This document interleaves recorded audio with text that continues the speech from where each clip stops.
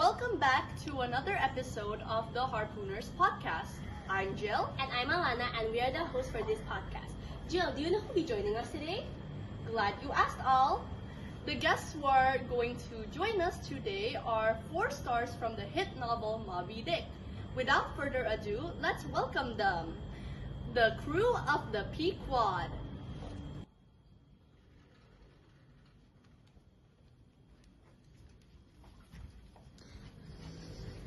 Now that we're done with introductions, mind telling us a bit of background information so the viewers get to know you more?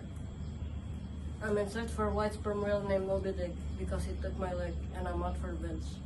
Don't mind the captain. I'm Starbuck. I'm the first mate of the Pequod.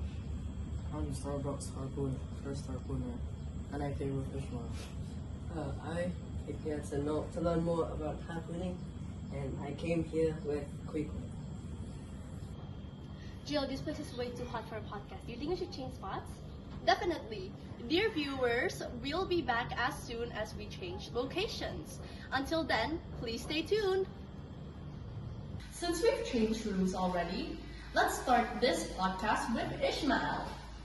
First question, what was your motivation to sail? A few years ago, when I had no money, I had nothing to do.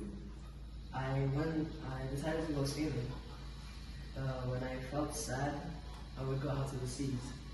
And as for why I went out to the seas, was because of the idea of the great whale. But why not go as a passenger? Passengers didn't get paid a single dime. And sailing was a 24-hour job where I could do healthy exercises and breathe the fresh sea air. So that was your reason. Okay, let's move on. Next, was there a certain event that happened that made you realize that your job whaling was way more dangerous than you thought? If so, please tell. I realized whaling was far more dangerous on my first whale hunt, where I fell overboard, and in which the Pequod shortly later had to rescue me.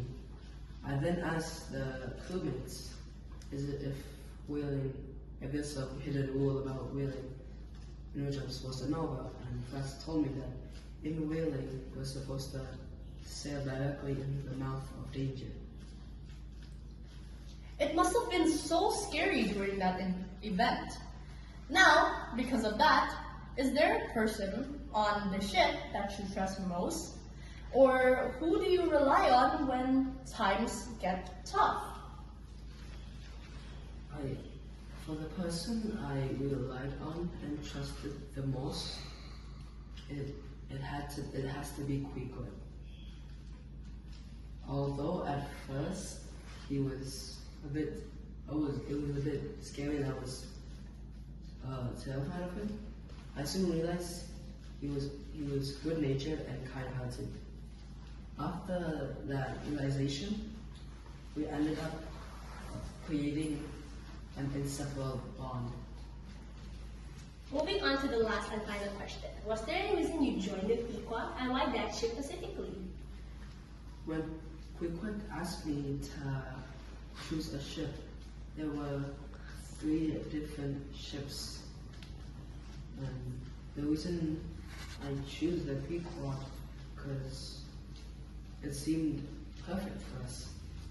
It was elegant and had this kind of noble but sad look to it. Thank you, Ishmael, for joining us today. Now, let's move on to the next person, his best friend, Queequeg. Go. Unfortunately, today, Quickly can't join us today. So, we will be doing this online and we'll be starting off with Jill. So, Queequeg, you're not as much of a talker, I see. But since you've come on this podcast, we're going to ask you some questions. First, what did you do before whaling and joining the Pequod? Before I joined whaling, I used to hunt for people's head and sell them. Wow, that was unexpected. Okay, moving on. Was there a time when you did a thoughtful action for someone during a whale hunt or whaling? There was time when we were getting whale oil. Toshtico was filling and refilling the bucket so quickly that he slipped and fell into the sea.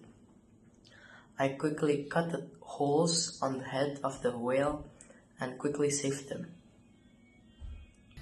That was really brave of you. Next, since you've joined whaling, was there a specific reason you wanted to join? What made you want to do whaling? I decided to join whaling because I wanted to join Ishmael on his journey whaling. Last and final question. When were you sick? Did you think you were going to die and that's why you made a coffin? After meeting the carpenter and fixing the cask on the ship, I felt really sick and weak.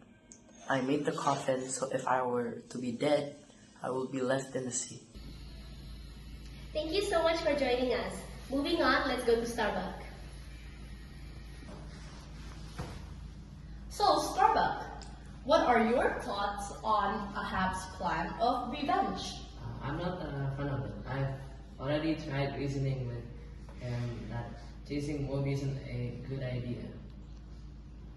Why do you disagree on going after Moby Dick for revenge? Because Moby Dick is a whale. Whales attack out of instinct. They don't have deeper intention other than that. He took Ahab's life because he felt threatened. Besides, Ahab chased that whale for far too long. He has forgotten about the people around him, and the only thing on his mind is to kill that whale. Such a poetic answer. For the next question, please describe your captain in 3 words. Selfish, arrogant, and annoying. Last and final question. Do you consider yourself more of a leader or a follower? I consider myself as a leader, especially for this hunt. Because though I'm a follower, I consider myself a better leader than Ahab. Alright, Starbuck, thank you for joining us today, and let's now move on to Captain Ahab. Captain, we heard that you have the most interesting history in Moby Dick. With this question, why are you on the hunt for Moby Dick? Simple, I'm out to revenge. That will took my leg, and I will kill it if it's nothing I will do. So, something personal. Okay, next. Are you aware that your crew is annoyed with you because of your reason to hunt Moby Dick? If so, what do you think about that? Yes, I'm aware, and I don't care. My only mission here is to kill Moby Dick and get my revenge. Okay, we won't get too involved about that. Next, we'll ask a simple question. How did you lose your leg to Moby Dick?